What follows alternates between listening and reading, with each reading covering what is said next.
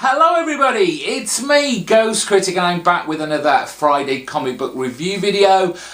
You've already, or should have already, seen my Wednesday pull list video, so you know the books that I'm about to pick up. It was generally a very quiet week for me on my pull list, with only 3 titles that I knew I was going to be picking up. So it kind of gave me a little bit of flexibility to maybe add a couple of issues, try some new stuff out. So I have a new title that came out this week from Marvel, and I was able to kind of revisit an Image book that I wasn't entirely sure of. It didn't hook me within 2 issues, but 3 and 4 were on the shelves, so I decided to pick them up. Also in this video, I'm going to say something nice. Something nice about a title that I have not been particularly positive about for some time. So that's something to look forward to. But let's go back to those 2 issues from Image that I picked up this week. That was Rumble issue 3 and Rumble issue number 4. And fair play to you out there. You guys said issue 3 would put everything in context for me and it would all begin to make sense, because that was the problem with the first 2 issues.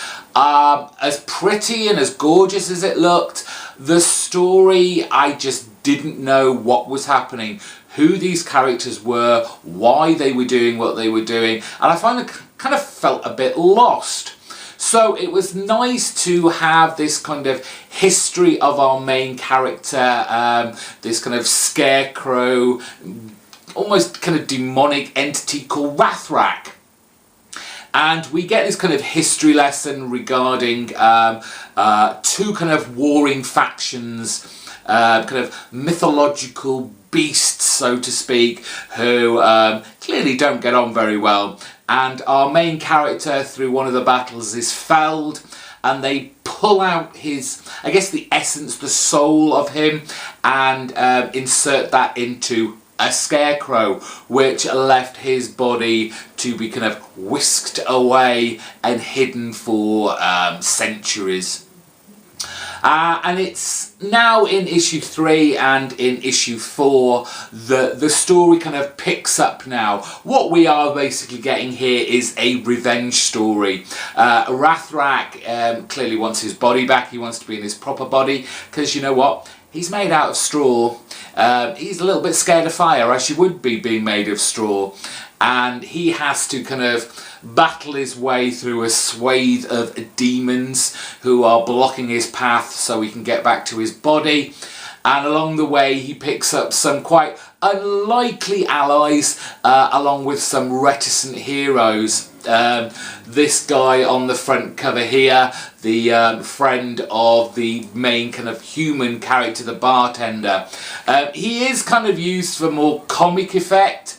He is certainly played for laughs, but he's so much more invested in helping Rathrak out and gaining his body back, being that that hero from his kind of comic books, I guess. I am certainly warming to this book now. As I said, the artwork is gorgeous. James Harron and Dave Stewart on colours just make this book pop out and give it that kind of imaginative edge that makes it appealing to me now that the story is firmly in place. There is that kind of overriding element that this is very manga influenced, more so like the kind of old school style of manga than the kind of much more polished kind of anime series and manga series that we see today, but certainly that influence is there. And I like that. That's not a negative comment there. It is something that certainly appeals to me. So with that, I'm almost now about to put Rumble on my pull list, and follow this great story. Here we go with a new Marvel title. I'm gradually edging my way back into the Marvel universe after having been kind of away for quite a few years. And we have the Uncanny In Humans, written by Charles Soule with art by McNiven. At first, and I only saw this today when I was preparing for this video, I didn't actually realise that this had a $4.99 price tag on it. And I'm not sure if I'd have picked this up if I'd have seen that straight away. Sure, we get this backup story, so you have a few extra pages in there, but overall, is it worth that much? I don't feel it was. As I've said with Marvel books in the past, as much as I enjoy them, they are very much akin to like summer blockbuster movies. What you see on the screen, what you see on the page, is all there is. There's none of the kind of subtlety, the kind of thinking about what you've just read that you get in a lot of, say, Image comics. It is straight out story, action, bam, bam, bam, cliffhanger, stuff happens. And that's what you get, and you wait for your next instalment. And here is really no difference. As you can see from the cover, Black Bolt, it's firmly in his territory. We have kind of the other Marvel title out, Inhuman, which focuses on Medusa and her now ruling Attilan. And Black Bolt trying to kind of measure back up and become ruler once again, I guess. But before that, he has to show his fatherly side. Yes, this is about those father-son issues. And enmeshed in all this, we have already a villain in the guise of Kang, our time-travelling villain character, who has been basically caring and looking after Black Bolt's son for some time. But Black Bolt is here to kind of mend some bridges, and in doing so he has to make a sacrifice, a kind of very nefarious deal with Kang to kind of save his son, save the world. By the end of this issue, I kind of thought, have I made a mistake in picking this up? Is this going to be a title worthy of having been put on my pull list without actually having read an issue yet? Obviously, I've read this one now. It's early days. I'm obviously going to give this a few issues to see where it goes, how it picks up, how it's going to fit into our Marvel event, the Secret Wars, and basically how long it will last afterwards, I guess. But it's a Marvel title. I enjoyed it. It was entertaining. That is pretty much it. Okay, folks, I hope you're all sat down, because it's Batman Eternal, issue number 52. And credit where credit's due. It might have been the last issue, but this was actually really good. It's just such a shame we had to wait 51 issues to get this kind of quality back again. I don't really want to go into the actual insides of this very much. Batman wins the day. I mean, that's kind of iffy and grey, and I'll kind of come back to that later. And I don't really want to do any sort of a retrospect of this title, because quite frankly it would be far too depressing. I said in my Wednesday video, and I've kind of chatted with people in the comments section and on Twitter, that I'm really annoyed with myself for letting myself get sucked into this weekly series. I feel like I've wasted a lot of money on a product that really wasn't worth it. I think we can have worked out that over this 52-week span, I've spent £125 on it. Now that doesn't really sound a great deal for over a year, but I could have been picking up so many more comics a month that were probably, well, definitely infinitely better than what Batman Eternal was as a whole product. I just don't get, despite how good this was, this issue, why it took 52 issues to tell this story. Now, while I'm not a huge fan of kind of tie-in books, I think this would have made a better series event if they had squeezed down the number of issues for Batman Eternal and all these kind of branched out storylines with the characters from the other Bat family characters were told in their issues.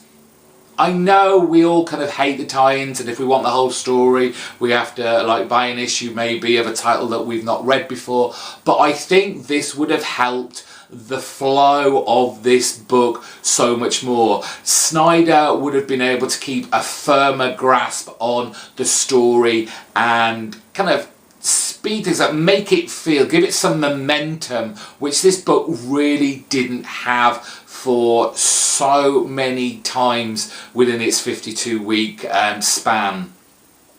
I mean, there are some great moments in here, and as I was reading, there were kind of feelings stirring within me as kind of like the action built up. The scene of all the kind of the Bat family united backing Batman with the fight with Lincoln Marsh.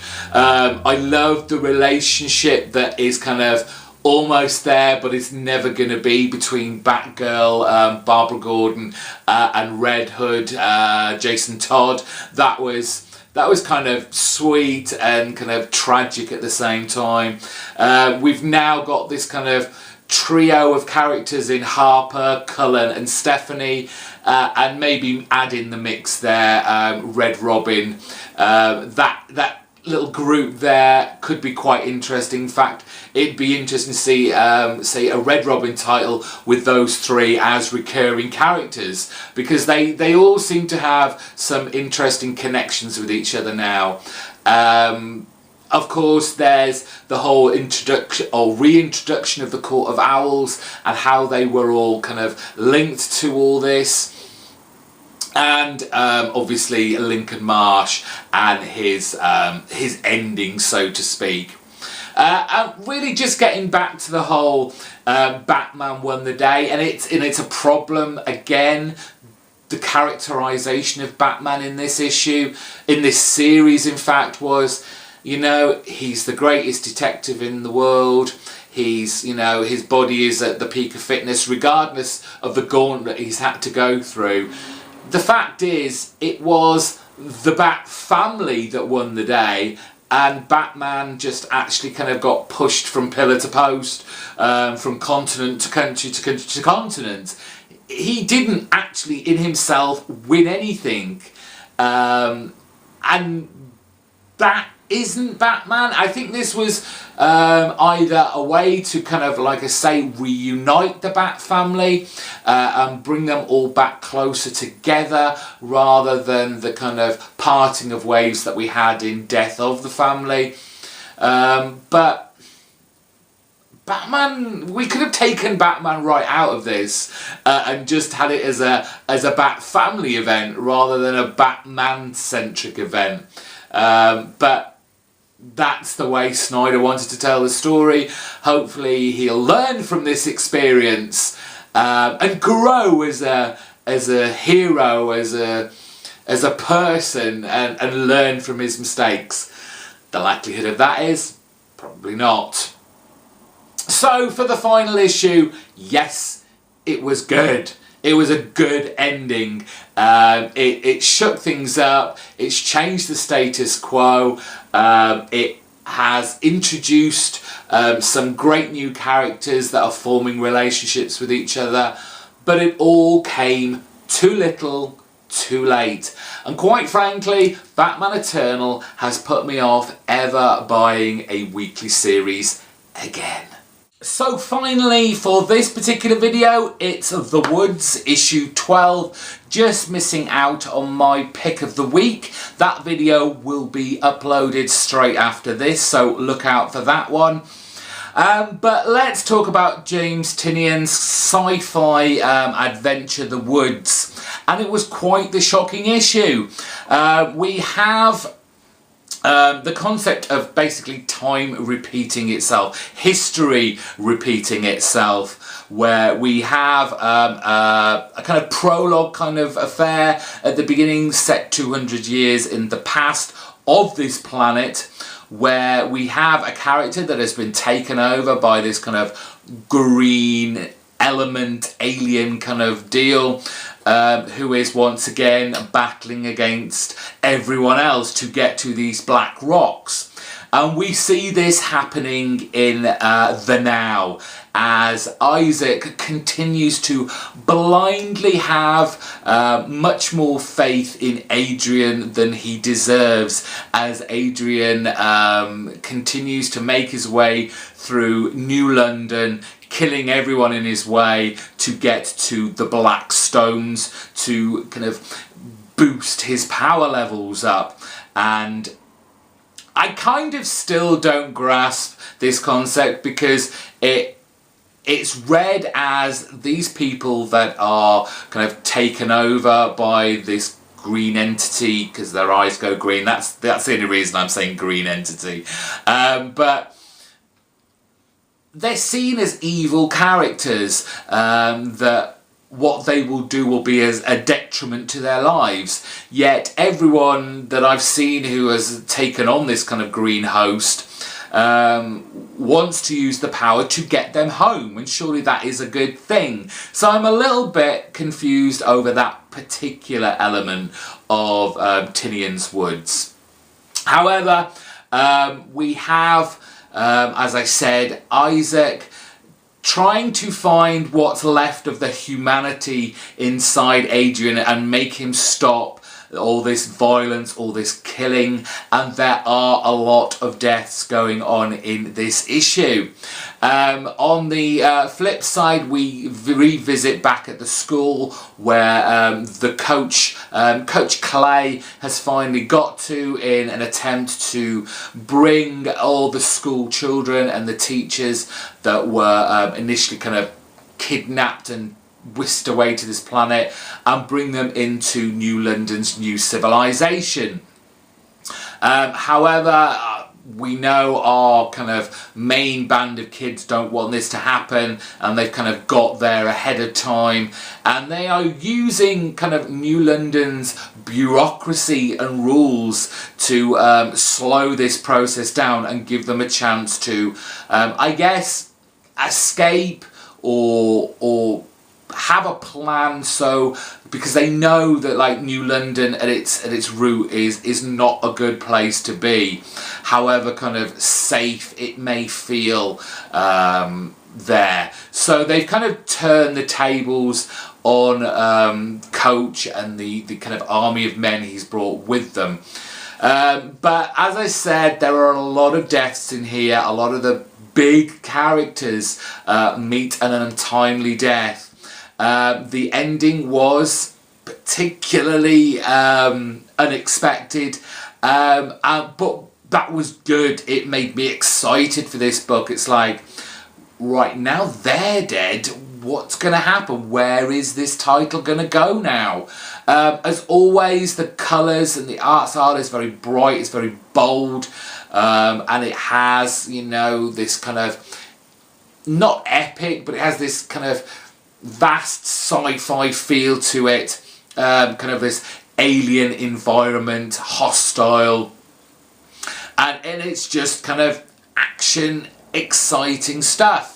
I believe this is got a finite time scale to it of issues, so hopefully Tynion will be able to kind of wrap the story up, give us all the answers of how this planet came about, why it is abducting people, why this kind of idea of history repeating itself continues and continues. But I'm really looking forward to this continuing.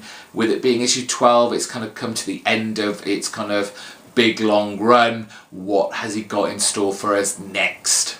And that's it for this video. Don't forget to check out my pick of the week after this. A fantastic book. I'll say no more on that. Thank you for getting this far. If you're new here, hit the subscribe button, give it a thumbs up, and let me know in the comment section down below all about the books that you read this week. If you read any books that were similar to mine, or you actually read the books I read, how you felt about them. I try and respond to every single comment that people put down there. Let's get involved. I will see you next week. Have a great Easter bank holiday, because it is Easter here over in the UK.